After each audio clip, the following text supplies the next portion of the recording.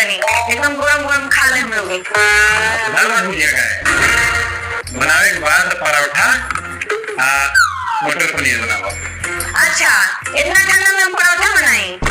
इतना ठंडा में आटा सानो और ऊपर से 10 घंटा पराठा देलो। अच्छा गर्मी में कहत रहू कि बहुत गर्मी बा, रोटी ना बने चावल खाई लो। हजार में कहत रहू पराठा ना बनाए भात खा ली लो। गर्मियों में भात खाई आदमी, ठंडों में भात खाई। बाबू ढेर ठंडा बा, भाते खा लो। कोनिया के ढेर ठंडा लगी, आटा सोनी हम पराठा बनाई हम कितना मेहनत बा। अच्छा ठंडा में ठंडिये लगी और गर्मी में गर्मिये लगी और बारह महीने में भाते खाइए। हम एक बार बोल देनी पराठा खाएं तो पराठा खाएं। ठंडा के दिन में इतना काम करन लोग नु तो नैया भाग जाए बैठ के पराठा खात रहन से। बाबू जोन बना के दे देता है तो नहीं खा लो। हम एक बार